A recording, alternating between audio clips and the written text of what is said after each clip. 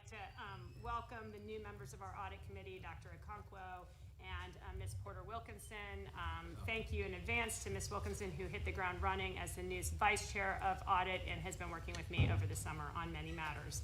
There are a tremendous amount of work that has been happening across the university and the health system in between board meetings, and I want to just take a second to say that while the development committee gets all the glory for being the good news committee, there is a team of world-class professionals that are working every day 24/7 to help this committee steal that title.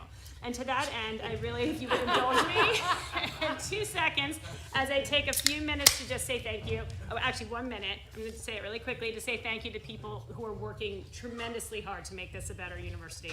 Augie Morelli, Eric Shannon, Sammy Carr, Olga Vader, Brendan Smith, Jacob Mayer, Julie Richardson, Jen Young, our partner at EY, who's been very, very helpful over the last month, Carolyn Saint in our audit department. Thanks to all of you for everything you do, and I'm sorry if I missed anyone, but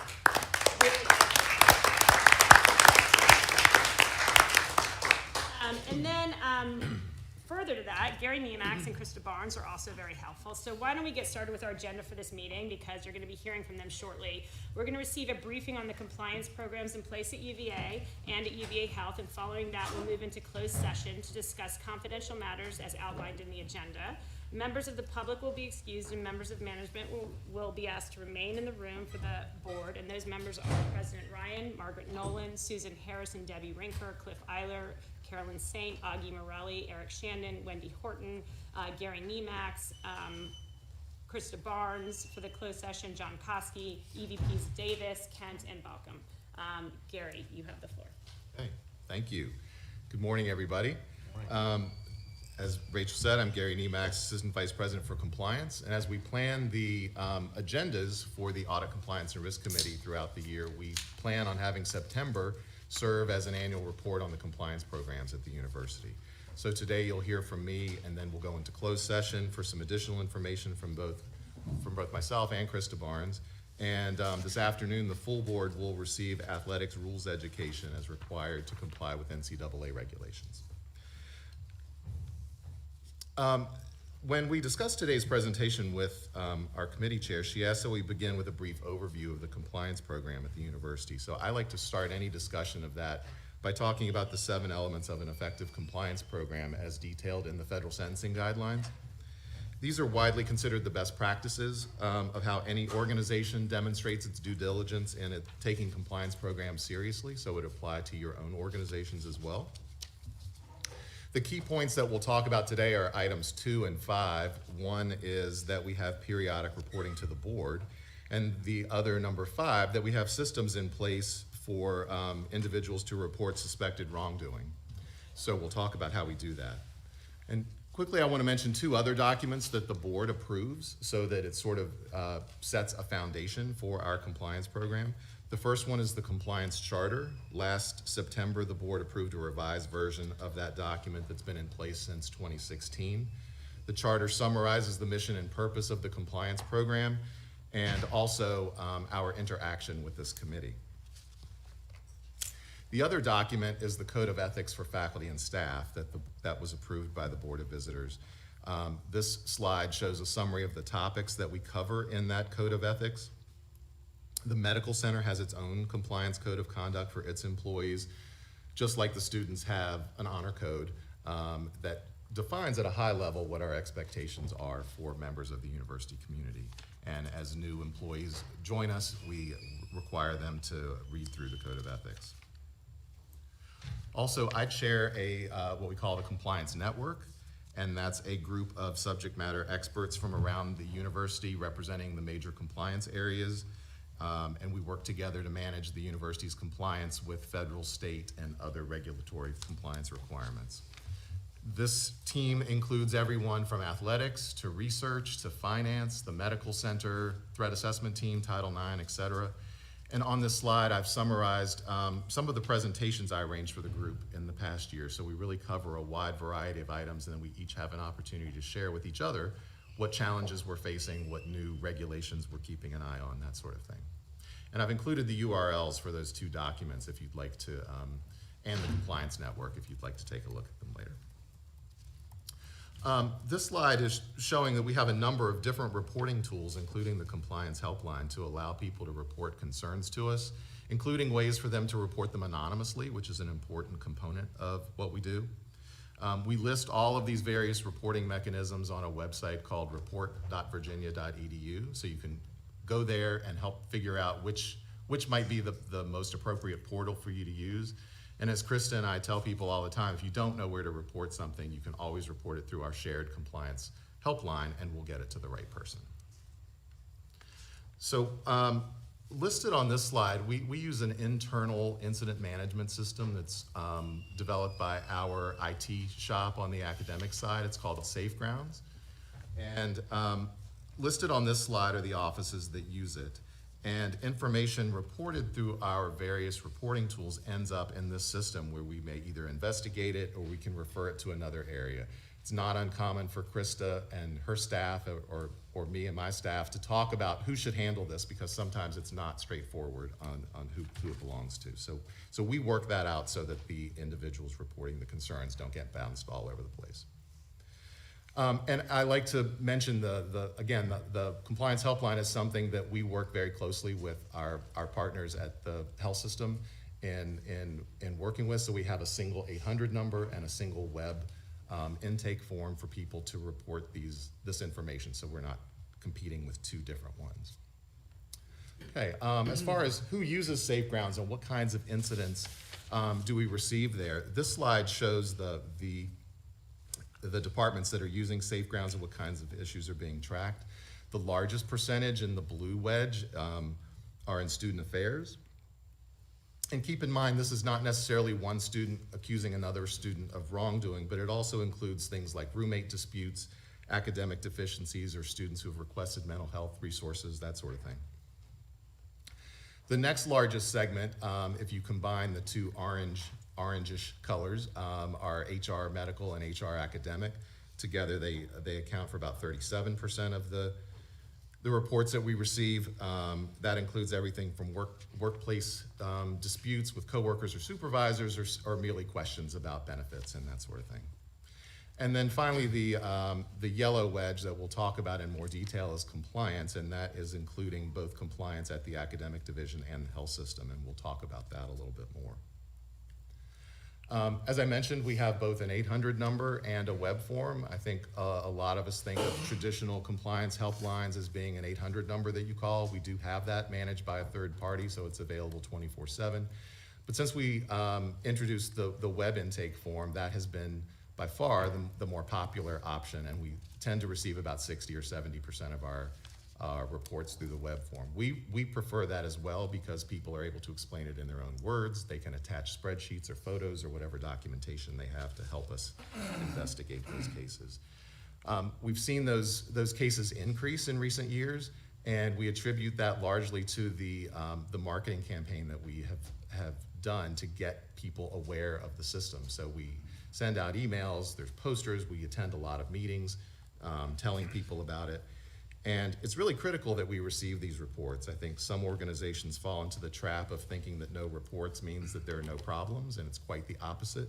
I would say that for some of our peers that aren't receiving reports, it means that there's a lack of awareness of the helpline, a poor culture of compliance, or a fear of retaliation among employees. And those are not concerns I'm hearing here, which is good. So it's much better to identify these issues ourselves rather than have an external party identify them for us. And the only way we can address these issues is if we know about them. So we welcome and encourage any questions or concerns that people might send to us.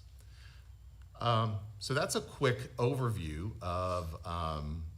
of sort of the compliance program and some high-level statistics. We've also included in your materials some high-level goals that we have for the year. That's on page 24 of the board book if you'd like to look for that. But unless there are questions, Madam Chair, I'll turn it back to you so we can move into closed session.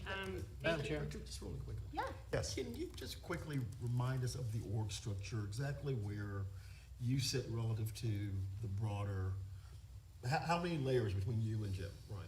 Yes, no, good question. So I report to Carolyn Saint, our Chief Audit Executive, and so we're audit and compliance as a function. And then Carolyn reports to Rachel, and then administratively to JJ, and as far as things like budget and time off and things like that. So that's the org structure. Okay, other questions? Yeah, one of the most important functions of a compliance program is to investigate reports that come in through your helpline. Could you speak to how large your investigative teams are and what their background or training they receive? Yeah, I'll let Krista speak for the medical center. On the academic side, we have purposely structured the compliance function so that it consists of me and one other full-time staff member.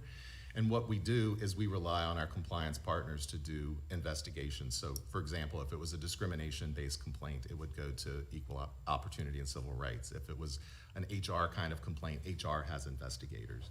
Similarly, Student Affairs has a team ready to investigate complaints like that. So it's a very distributed model that we have here, rather than one big department of investigators. Do you track which are substantiated, and We do, yes. do you report that to the board? In the past, have you reported those metrics? We have not, but we certainly can. Okay.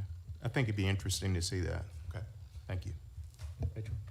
Yes, Mr. Lum. If you go back 2 slides to your multicolored Yes. pie graph, looking at safe grounds usage, if you compared us to our peer institutions who have a medical center and an academic center, are all those color proportionates?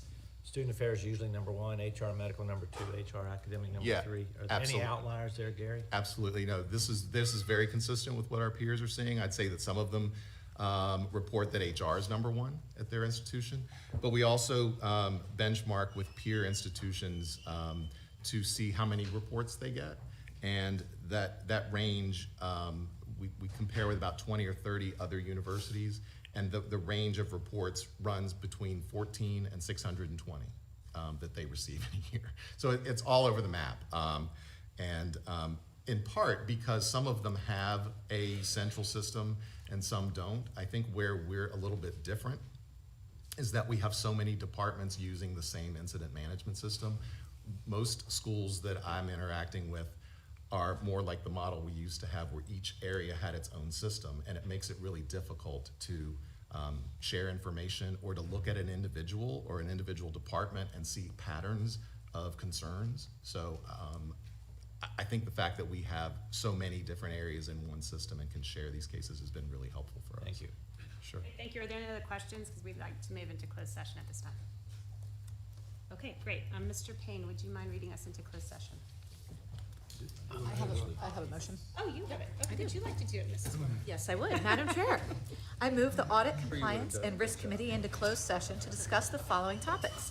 1, proprietary business-related information about the financial operations of the medical center, where disclosure at this time would adversely affect the competitive position of the medical center, specifically strategic financial considerations and efforts in light of market and regulatory changes for the health system, and expected impact for FY 2025, which further the strategic initiatives of the medical center. 2, consideration of the investment of public funds in an ERP financial system where competition or bargaining is involved, where if made public initially, the financial interest of the University of Virginia and UVA Health would be adversely affected. 3, the receipt of legal advice from UVA counsel and compliance risks. And 4, consideration of the performance of specific UVA Health employees. The relevant exemptions to the Virginia Freedom of Information Act authorizing the discussion described above are provided for in sections 2.2-3711A1, 6, 8, and 22 of the Code of Virginia. Do I have a second? Second. All in favor, say aye. Aye. Thank you. The motion carries, and we're now in Rachel. closed session.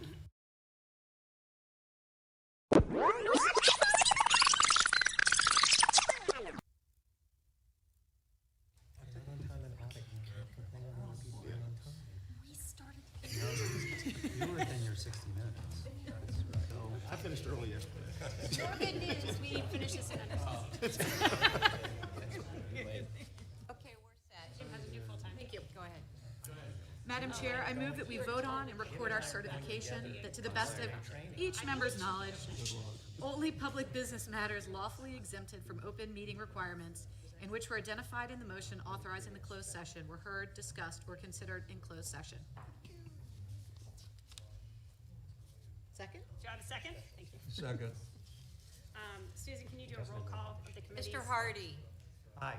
Ms. Sheridan, Aye. Ms. Wilkinson, Aye. Mr. Blue, Mr. Brown. Aye. Mr. Harris. Aye. Mr. Manning. Aye. Dr. Okonkwo. Aye. Mr. Payne. Mr. Payne.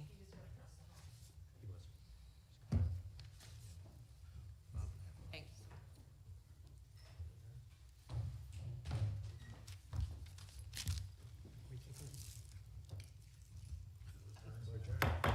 Are we taking a 5-minute break? No, we have a break scheduled for right now. Yeah, but it's 10 minutes past, so